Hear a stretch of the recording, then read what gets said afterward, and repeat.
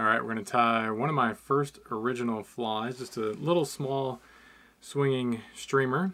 In the vise I've got a Mustad S80 3906 size 6. That's going to be our donor hook. Eventually we'll end up cutting off that hook there. For our trailer material, we've got some 65-pound Power Pro connected to a size 4 mosquito hook from Owner. And that'll be our trailer hook. For the bead head, I've got some tungsten slotted beads. This is 3/16 from Rip Lips. And I've got the hook eye kind of up on this, so hopefully it will ride hook up and just how it sits in the vise. First material we'll use is UV polar chenille and copper.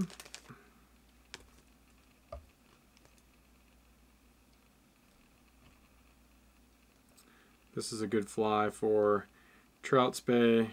For it's a really light fly, so you could use it on a single hand rod. That's where I first started using this, was on a single hand rod. We'll do touching turns with this polar chenille.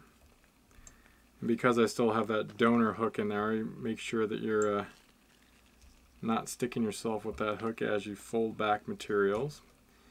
So about 3 turns of that polar chenille.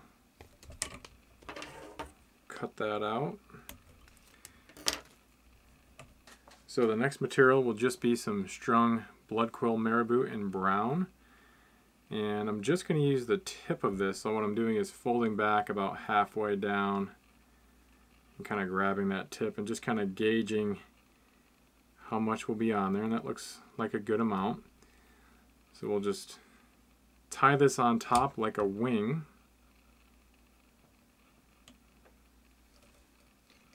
And usually a couple of wraps, and then I like to pull some of it into where I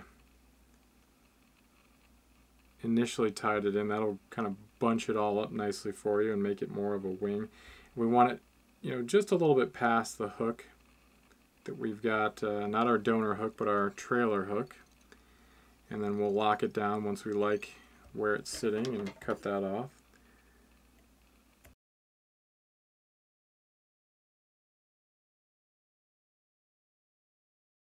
And we'll just kind of make sure that it's directly on top. And we'll tie off the butt ends there. Next, we're going to take some grizzly hackles and just a couple of, moderately short ones. These provide a little bit of movement. It's great for Trout Spey flies. A little bit of grizzly goes a long way. And so what I'm going to do is go slightly longer than the hook, and I'm actually going to angle these down and maybe an inch past that hook, but angling it down kind of keeps it away from the hook. So what I'll do is strip off where I want to tie that one in and then marry those 2 feathers together, and the other feather I will match that up and strip off that side so that they're fairly even. We'll tie this one in angling down in a way, and so I kind of tie it kind of crossways on the top. Do a couple wraps here to hold it down, and that looks pretty good. Lock that down. Same thing with this second one. We'll kind of angle it going down and kind of tie it across the top here.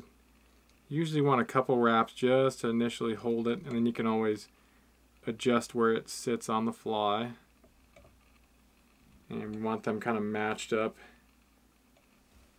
angled about the same. And they're looking pretty good. They don't have to be perfect, but it's nice to get them looking pretty nice and close to even. And now we've got them where we want them, and we'll just lock them down.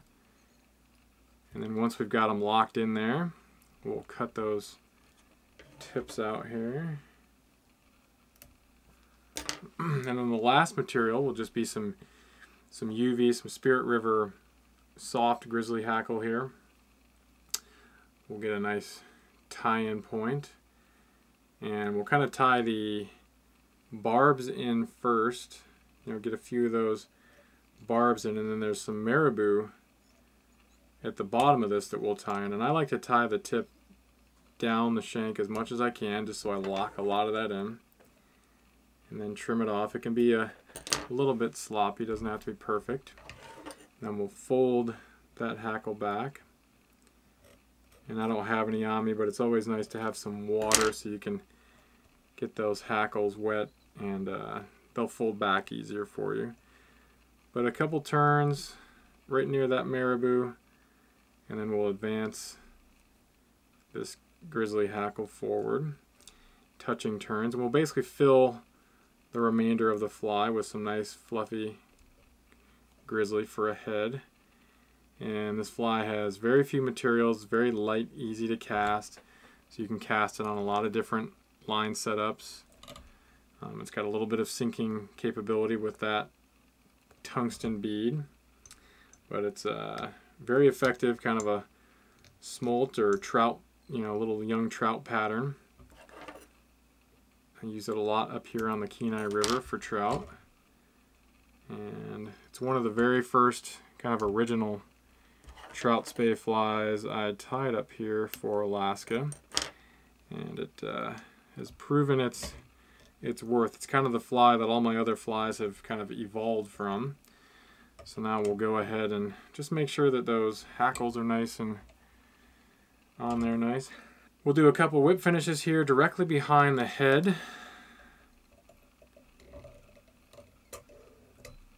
And then you can use your favorite cement of choice.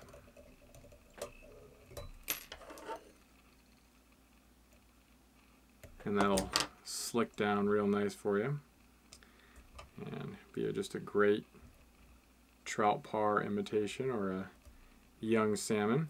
When you're done with this, you want to make sure you clip off your donor hook here. So you want to clip it, you know, give it a little bit of space between your donor hook and where you tied in your materials. So you want to make sure that you fold everything back, reveal your hook that was in there, cut it off with some tin snips or some really heavy duty wire cutters, and you want to leave a little bit of extra shank inside there, and then you'll take a file and file down the rough edges so that, you know, when your fly is swinging, that braid doesn't get caught up in that donor hook.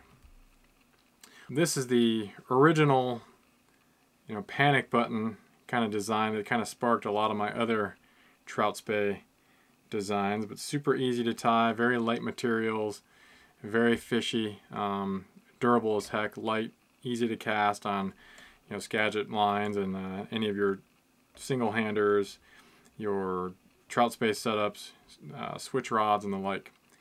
Give this one a try, guys. Thanks for watching.